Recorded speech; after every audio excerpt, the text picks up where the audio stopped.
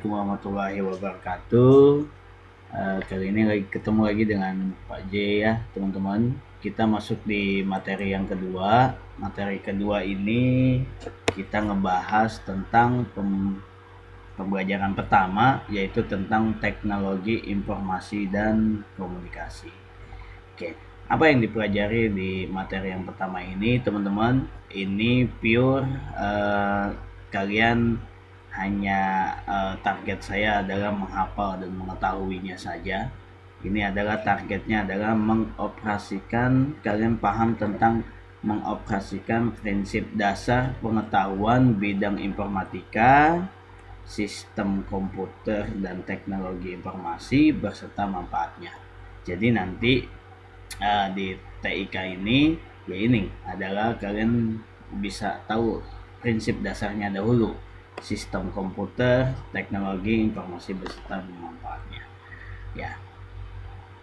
Nah, yang pertama dalam materi ini adalah konsep teknologi dan komunikasi. Kalian harus tahu pengetahuan dasarnya dulu, apa sih itu teknologi, berasal dari mana. Seperti yang banyak adalah kalimat ini berasal dari bahasa Yunani, yaitu teknologia, yang berarti systematic treatment atau penanganan sesuatu secara sistematik. Karena di konsep komputer itu ya memang sistematik sekali. Kalau sudah bahasanya bahasa A, bahasa C itu tidak bisa diubah-ubah lagi teman-teman. Sedangkan teknik sebagai dasar kata teknologi, artinya skill, science atau keahlian, keterampilan dan ilmu. Semuanya teknologi ini berkaitan tentang hal-hal tersebut teman-teman ya, kumpulan dari skill, science, keahlian, keterampilan dan ilmu. Nah, kata teknologi sendiri secara harfiah berasal dari bahasa Latin, yaitu texere ya, yang mempunyai arti menyusun dan membangun. Jadi teknologi ini sekali lagi berasal dari kata Latin texere yang mempunyai arti menyusun dan membangun. Ya, itu adalah konsep teknologi informasi dan komunikasi. Kalian jadi tahu di sini berasal dari mana kata teknologi dan artinya apa. Oke, yang selanjutnya ini secara hakikat teknologi informasi ini menurut Lukas yang ditulis di bukunya tahun 2000 menguraikan definisi seperti ini. Teknologi informasi adalah segala bentuk teknologi yang diterapkan untuk memproses dan mengirimkan informasi. Jadi ada prosesnya dahulu. Di proses ini nanti ada alatnya yang dipakai dan mengirimkan informasi dalam bentuk elektronis. Nah, dalam informasi ini adalah bentuknya elektronis. Kalian saat ini bisa melihat di televisi, di komputer, di handphone kalian ya. Itu adalah suatu bentuk informasi dalam bentuk elektronis. Mikrokomputer, komputer mainframe, pembaca kode, perangkat lunak, perangkat keras ya, itu nanti adalah bagian-bagian dari perangkat komunikasi dan jaringan yang merupakan contoh dari teknologi informasi. Nah, saya kasih contoh gambar seperti ini teman-teman. Ini yang pertama adalah sistem mikrokomputer. Ya, tadi kan sebelumnya di sini adalah teknologi yang diterapkan untuk memproses dan mengirimkan informasi dalam bentuk elektronis ya. Di sini ada keterangan mikrokomputer. Apa sih mikrokomputer? Ya ini mikrokomputer. Komputer yang kalian lihat sehari-hari itu seperti komputer desktop, komputer laptop, bahkan sekarang smartphone itu saja disebutnya adalah komputer. Ada monitornya, ada keyboard, ada motherboardnya, ada hard disk, ada CD-ROM dan ada lain-lainnya. Ini masih dibilang sebagai sistem mikrokomputer. Nanti kita bahas lebih lanjut tentang item-item ini di topik yang lainnya. Terus yang kedua adalah komputer mainframe. Wah, ini yang komputernya ini bisa kalian lihat di gambar, itu sudah partikelnya, hardware-nya itu sudah sangat rumit dibandingkan dengan mikrokomputer. Komputernya itu tidak lagi yang kotak-kotak kecil yang bisa dibawa-bawa. Ini udah harus standby di satu ruangan. Ruangannya ini harus dingin banget. Saya pernah datang ini ke data center yang ada di gedung Cyber Jakarta, dan gedungnya sendiri harus tahan gempa. Listriknya nggak boleh padam, karena kalau udah listriknya padam, wah ini rusak semua sistem perbankan, sistem apapun ini pasti rusak.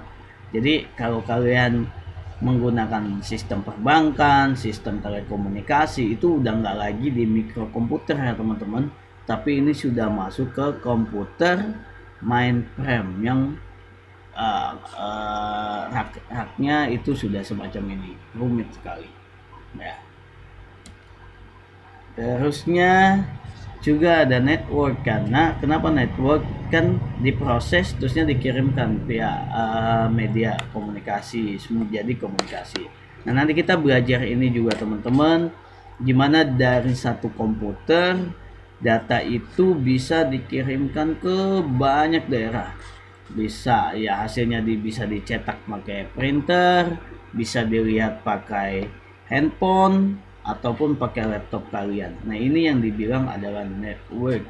Networknya sekarang udah tidak lagi pakai kabel, tapi juga bisa disebarkan dengan wireless. Wireless ini adalah sebuah sinyal yang secara kasat mata kita tidak bisa melihat, tapi kalau dengan alat tertentu kita bisa melihat warnanya, gelombangnya seperti apa. Itu adalah network. Satu lagi, selain hal-hal hardware ini, mikrokomputer, mainframe, network ini adalah hardware teman-teman, perangkat keras yang bisa mengolah informasi dan mengirimkannya.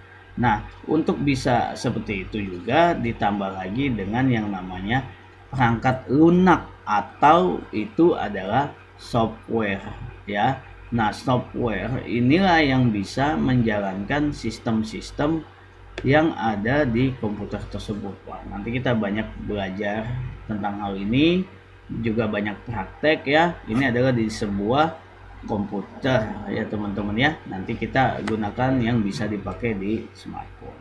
Jadi ini adalah rangkaian proses yang tadi tuh untuk bisa menghasilkan atau memberikan informasi ke target tertentu. Nah, oke. Selanjutnya teman-teman.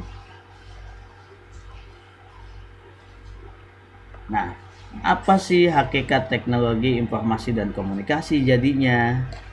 TIK adalah semua teknologi yang berhubungan dengan pengambilan, pengumpulan, pengolahan, penyimpanan, penyebaran, pemindahan, dan penyajian informasi. Jadi yang tadi tuh, gimana caranya dia bisa diambil datanya, habis itu dikumpulkan, mana yang bisa dipakai, mana yang bisa dilanjutkan, itu di proses pengolahan. Lalu mana yang disimpan, ya, mana informasi yang internal, mana informasi yang eksternal, itu disebarkan ya kan. Terus pemindahan dari mana, dari satu komputer ke komputer lain, dan penyajian informasi kalian bisa lihat dari mana itu sistem itu. Biasanya kalian bisa lihat di website ya, contohnya website sekolah. Website sekolah itu adalah bentuk informasi teknologi informasi dan komunikasi yang sudah boleh disebarkan ke masyarakat. Artinya yang sudah bisa dinikmati. Kalau ada yang tidak boleh, itu tidak bakalan masuk ke dalam website sekolah ya. Dan juga di sosial media. Nah, ini dia juga penting nih teman-teman. Artinya harusnya yang di sosial media yang kalian miliki, kalian juga harus olah seperti ini teman-teman. Harus kalian olah dulu mana nih yang bisa kalian sebarkan, mana yang kalian harus simpan. Jangan, mohon maaf, semuanya kalian umbar di sosial media. Buat apa? Buat dapat simpati orang atau buat apa? Ini yang bahaya sosial media. Nanti kita bahas tentang sosial media lebih lanjut ya teman-teman ya. Oke. Sehingga dari definisi tersebut, penerapan TIK di lingkungan sekolah ya, karena ini TIK ini nanti kita kan makainya di lingkungan sekolah, mencakup semua perangkat keras, perangkat lunak, kandungan isi, dan infrastruktur komputer maupun komunikasi. Ini tadi sudah saya kasih gambar-gambarannya ya. Oke, yang terakhir, slide yang terakhir. Jadi apa nih pelajaran TIK ini bertujuan untuk apa ya, kalian bisa gimana memiliki kemampuan seperti apa. Yang pertama, pada aspek kognitif, kalian itu dapat mengetahui, dapat mengenal atau memahami teknologi informasi dan komunikasi. Tadi sudah saya sedikit kasih foto-fotonya, nanti kita kulik lebih lanjut dari semua hal itu ya, kecuali komputer mainframe, mungkin nanti hanya sekilas aja. Meningkatkan pengetahuan dan minat peserta didik pada teknologi.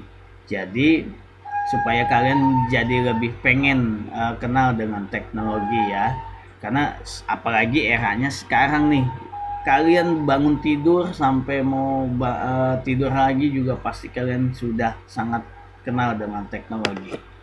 Serta meningkatkan kemampuan berpikir ilmiah, jadi bukan hanya kalian menggunakan tapi juga berpikir, oh ini kok bisa begini, gimana cara prosesnya, itu nanti saya fasilitasikan. Sekaligus persiapan untuk pendidikan, juga nanti kalau mau bekerja, dan peran masyarakat pada masa yang lalu. Jadi jangan hanya ilmu yang kalian miliki dalam bidang informatika hanya kalian saja yang gunakan ya, tapi juga bisa berperan pada masyarakat ya. Misalnya ada masyarakat yang tidak mengetahui cara bikin email aja tuh yang paling dasar, kalian bisa bantu masyarakat tersebut untuk bisa memiliki sebuah email dan gimana cara menjaganya. Oke, yang selanjutnya pada aspek afektif. Nah ini apa nih? Dapat berpikir kritis, kreatif, apresiatif, dan mandiri dalam menggunakan teknologi informasi dan komunikasi. Ini nanti akan belajar bagaimana tentang yang namanya hak paten, hak cipta. Kalian jangan main asal posting aja di YouTube kalian pakai lagu orang lain ya. Itu nanti kalian akan belajar itu. Kalian juga jangan main asal sebarkan itu berita dari WA kalian main forward aja. Kalian ini harus bersikap kritis dalam informasi, dalam menerima informasi, dicek and recheck dulu. Jadi di sini peran yang ingin disampaikan dengan materi ini yaitu dari aspek afektif itu ya. Dan yang terakhir pada aspek psikomotor. Di sini kalian dapat terampil memanfaatkan teknologi informasi dan komunikasi untuk memproses pembelajaran dan dalam kehidupan sehari-hari. Jadi udah tidak lagi nanti kalau mau bikin surat lamaran pekerjaan gimana ya, saya nggak punya komputer, nanti itu akan diajarkan. Terusnya gimana ya cara bikin laporan keuangan pakai yang bisa langsung otomatis berubah, itu juga insya Allah saya akan ajarkan. Bagaimana nih bisa bikin presentasi semacam ini, insya Allah nanti juga saya akan ajarkan. Jadi inilah kemampuan-kemampuan yang akan kalian pelajari di dalam teknologi informasi dan komunikasi di bahasan pertama ini ke depannya. Selanjutnya setelah ini, untuk mengecek pemahaman kalian, pastikan kalian selesaikan form evaluasinya pastikan nilai kalian minimal 80 ya. Untuk nextnya insya Allah kita akan belajar tentang sistem komputer, kita akan belajar tentang konsep dasar hak kekayaan intelektual, kita akan belajar tentang aplikasi pengolahan kata, presentasi dan worksheet, dan kita akan belajar tentang teknik komputer dan jaringan. Yang terakhir adalah tentang multimedia. Insya Allah itu adalah materi-materinya yang akan kalian pelajari ke depan. Terima kasih. Dari saya itu saja. Assalamualaikum warahmatullahi wabarakatuh.